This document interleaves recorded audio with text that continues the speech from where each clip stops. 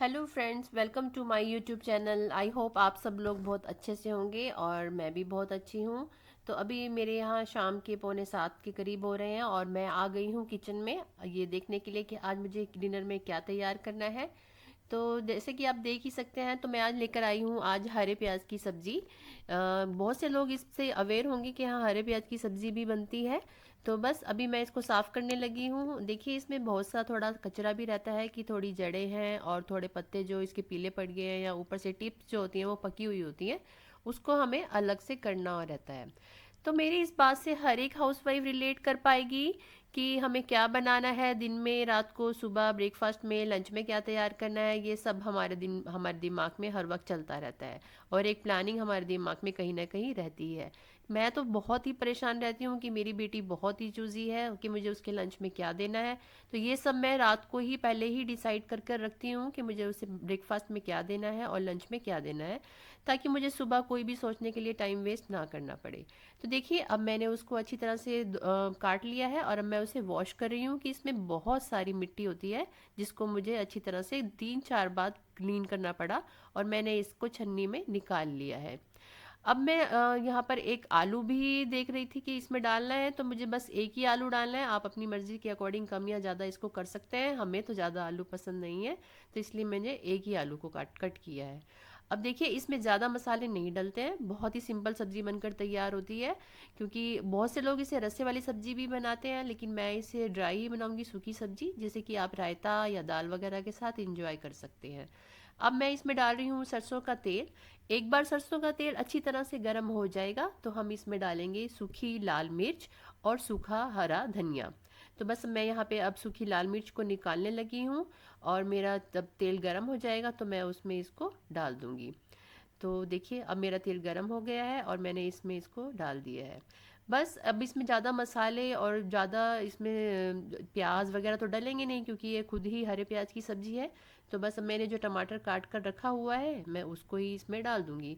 अभी साथ के साथ मैं इधर किचन में काम कर रही हूँ और उधर मेरी बेटी जो है वो भी मेरे पास किचन में आ रही है कि मम्मा आप मुझे पढ़ा दें। उसको बहुत ही टेंशन रहती है शाम को कि मैं उसे पढ़ा दूँ, उसका होमवर्क करा दूँ ताकि वो फ्री हो जाए। और सच बताऊं तो मुझे भी ये साथ के साथ दिमाग में चलता रहता है कि कब मेरा किचन का काम कंप्लीट हो और मैं उसे पढ़ाने के लिए बैठूं।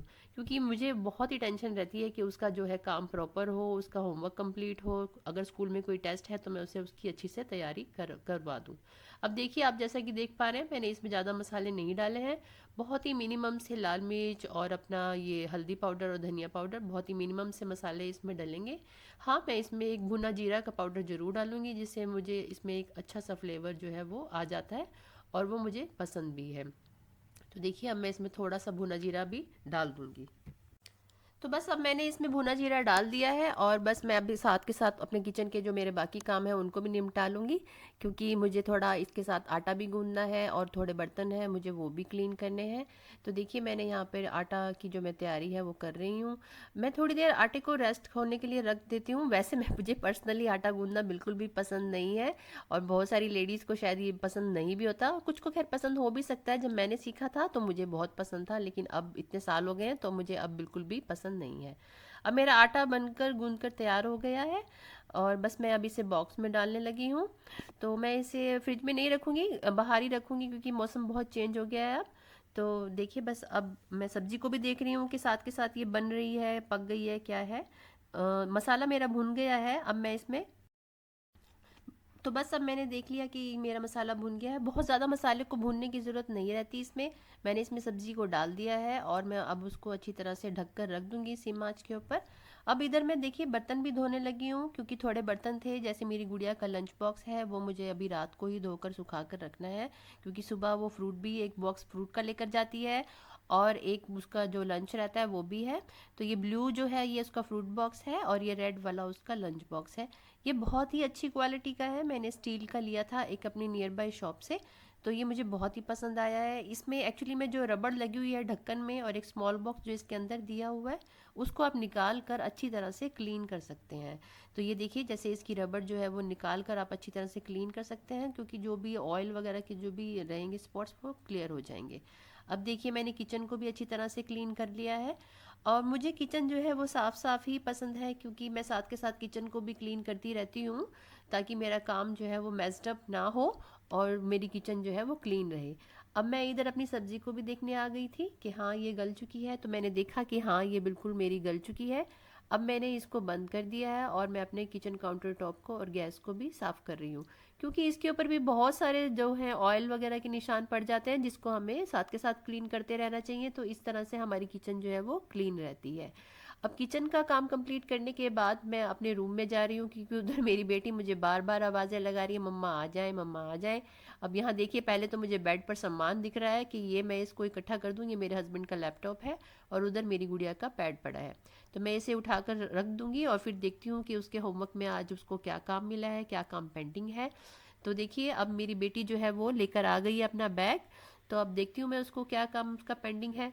उसकी स्कूल की एक बहुत ही अच्छी बात मुझे जो लगती है वो ये है कि वो हर रोज़ जो स्कूल में क्लास वर्क करवाते हैं उसकी पिक्स हमें भेज देते हैं। तो जिससे कि हमें पता रहता है कि हमारे बच्चे का क्या काम पेंडिंग है, क्या उसने किया है और क्या नहीं। तो बस मैं उसकी इधर नोटबुक को चेक कर रही थी कि बेटा तुमने ये एक क्वेश्चन है जो तुम्हारा अनकम्प्लीट है, ये तुमने कंप्लीट नहीं किया है।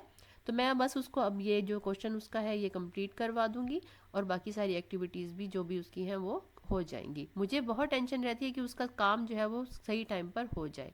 साथ में मैं उसकी यूनिफॉर्म भी प्रेस कर रही थी, क्योंकि मुझे सुबह मॉर्निंग में बहुत ही कैओस जो क्रिएट करना वो बिल्कुल भी पसंद नहीं है। मैं बहुत आराम से स्लोली काम करती हूँ। तो मैं देख रही थी कि ये यूनिफॉर्म वगैरह उसकी मैं रात को ही प्रेस कर देती हूँ, बैग पैक कर देती हूँ और मैं फ्री हो जाती हूँ। तो देखिए, अब मैं उसकी यूनिफॉर्म प्रेस करने के बाद भी किचन में आ गई थी। बस अब मेरे फुलके बनाने रह गए हैं। कोई ज़्यादा फुलके तो नहीं बनते, हम 3 ही लोग हैं। तो बस हमारे 2-4 फुलके बनेंगे और फिर हमारा डिनर जो है वो हो जाएगा। तो बस मैं अब यहाँ पे तैयारी कर रही हूँ फुलके बनाने की, जैसा कि आप देख ही पा रहे हैं। मैंने ये रोटी का डिब्बा बॉक्स जो है वो निकाल लिया है। अच्छा, मैं आपसे बताना चाहूँगी कि मैं इसमें कपड़ा नहीं रखती हूँ रोटी के बॉक्स में। मैं उसमें एक नैपकिन पेपर जो आता है रोल, वो लगाती हूँ, क्योंकि हम साथ के साथ रोटी बनाते हैं और साथ के साथ ही खाते हैं। तो इसलिए मुझे इसमें कपड़ा लगाना पसंद नहीं है, क्योंकि उसमें थोड़े दिन बाद स्मेल आने लगती है। या तो आप डेली बेसिस पे कपड़ा चेंज कीजिए और उसे वॉश कीजिए, तो आपकी रोटी में स्मेल नहीं आएगी। तो हम रात को रोटी या दिन में भी जब भी खाते हैं हम उसमें घी लगाकर खाना पसंद करते हैं थोड़ा सा। तो ये इधर घी खत्म हो गया था, तो मैं उसको घी में अब पोर कर रही हूँ। बस अब इधर मेरी रोटियां जो है वो तैयार हो रही हैं। और बस आज की मेरी यही थी रूटीन। आई होप आपको पसंद आई होगी, और मुझे लगता है कि हर एक मीडियम क्लास फैमिली की लगभग यही रूटीन रहती है हाउसवाइफ की, और आप मेरी इस रूटीन के साथ को रिलेट कर पाएंगे। बस इसी तरह से मैं आपके लिए अच्छी अच्छी वीडियोस लाती रहूँगी। आप प्लीज़ मेरे चैनल को सब्सक्राइब कीजिए, लाइक कीजिए। I hope you like it, और अपना बहुत बहुत ध्यान रखिए। Thank you so much. तो फिर मिलेंगे, बाय बाय।